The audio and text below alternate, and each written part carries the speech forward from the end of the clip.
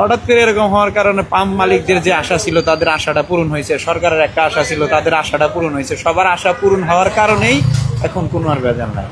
দর্শক সবাইকে যুক্ত করেছি রাজধানীর পরিবার থেকে। এই দৃশ্যটা দেখে হয়তো আপনার কাছে অচেনা মনে হতে পারে। তেলের পাম্পের সামনে দাঁড়িয়ে আছি, অথচ শত শত গাড়ির কোনো সিরিয়াল নেই। শত শত গাড়ির সিরিয়ালে দাঁড়ানোর জন্য মানুষের যে ভোগান্তি কিংবা মানুষের সিরিয়াল নিয়ে যে হইহুল্লোড় এবং একে অপরের মাঝে বাকবিতণ্ডা, কোনো কিছুই নেই। এই দৃশ্যটি দেখে আপনার কাছে অবিশ্বাস্য মনে হলেও এটি বাস্তব।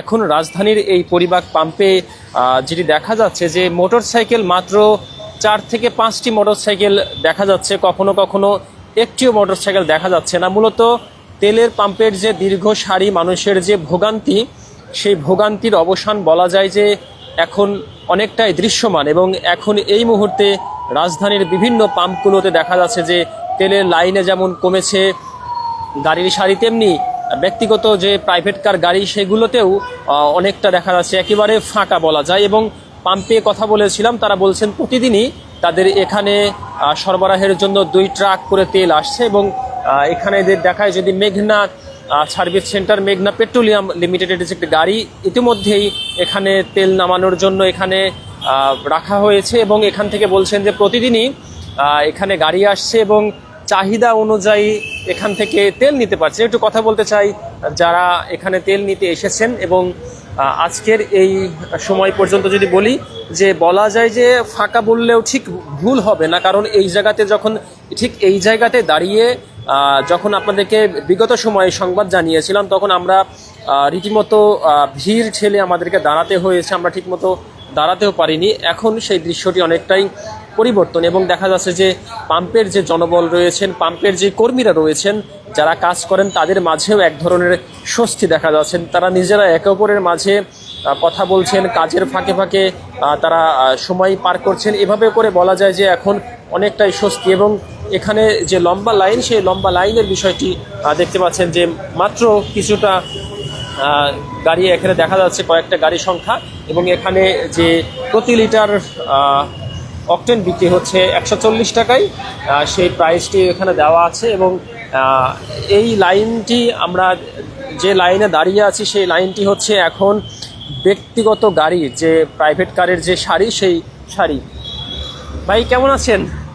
কি অবস্থা? তেল নিতে কোনো অসুবিধা হচ্ছে কিনা, কেমন মনে হচ্ছে? না, আজকে প্রথম মনে হলো যে এই একবারে ফ্রি পাইলাম আর কি, আইসাই ঢুকতে পারলাম। কত লিটার পেয়েছেন? না, আমার 300 টাকার নিচি আর কি, টাকাও কম আছে।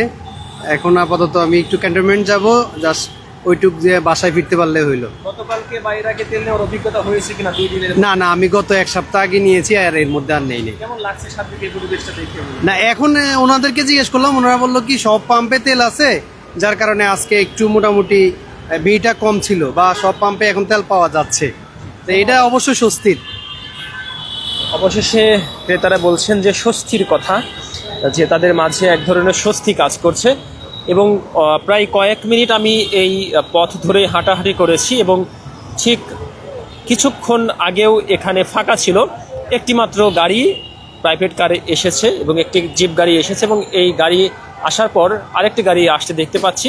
এবং এভাবে করে বলা যায় যে পাম্পের যে চিত্র, চিরচেনা যে পাম্পের দীর্ঘ সারির চিত্র, সেই চিত্রটা বেশ বড় ধরনের একটি পরিবর্তন লক্ষ্য করছি। এবং এখানে প্রতি লিটার অকটেন এবং প্রতি লিটার পেট্রোল বিক্রি হচ্ছে। পেট্রোল 135 টাকা এবং প্রতি লিটার অকটেন 140 টাকা বিক্রি হচ্ছে। এবং বলা যায় যে স্বাচ্ছন্দ্যেই গাড়ি চালকরা এখান থেকে তেল নিয়ে যাচ্ছেন এবং তাদের মাঝে কোনো ধরনের তাড়াহুড়া নেই এবং কোনো ধরনের বলা যায় যে ভোগান্তি পোহাতে হচ্ছে না। বা একটু কথা বলতে চাচ্ছিলাম, অন্য পাম্পে তেল নিয়েছেন কিনা 2-1 দিনের মধ্যে, কেমন দেখছেন? না, আজকে ফার্স্ট নিয়েছি। ভিড় নেই, চিরচেনা সেই দৃশ্যটা তো দেখা যাচ্ছে না, কেমন মনে হচ্ছে পরিবেশটা? ওটার জন্য আমরাই দায়ী ছিলাম, আমরা নিজেরাই সিন্ডিকেট তৈরি করেছি, নিজেরাই বেশি নেওয়ার একটা প্রবণতা ছিল। এখন যার যার প্রয়োজন তার নিচ্ছে, দামও বাড়তেছে, সবকিছু পরিস্থিতি স্বাভাবিক আসতেছে। ঠিক সেই জাহাজটা এখন এসে পৌঁছায় বা সেই কমে গেল দাম, এটাই বোঝা যায় সিন্ডিকেটের কাজ সব। আর কিছু বলার আছে? দেখেন, জাহাজ এসে বসে নেই, আপনি বলতেছেন সবকিছু নর্মাল হয়ে গেল, তাহলে সিন্ডিকেটের কাজ সাজি না এটা?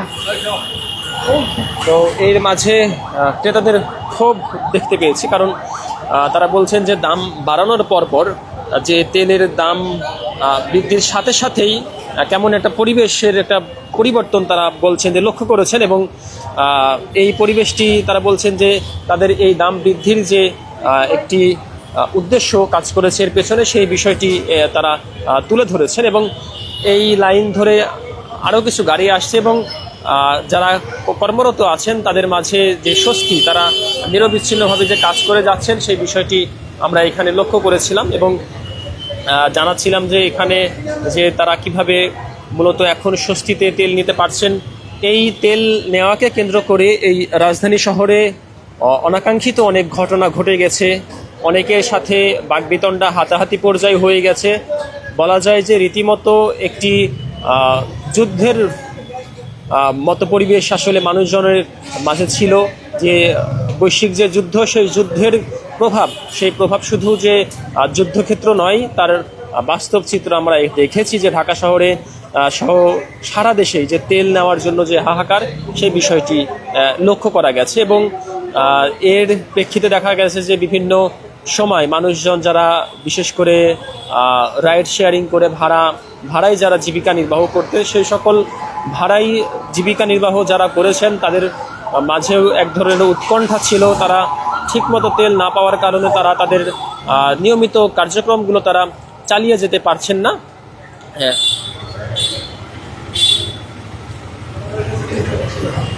ভাই একটু কথা বলে যাচ্ছিলাম, কেমন দেখছেন পরিবেশ পাম্পের এখন? আমি এতদিন হচ্ছে তেল নিয়ে নেই, আজকেই এই ক্রাইসিসের মাঝখানে আজকেই ফার্স্ট।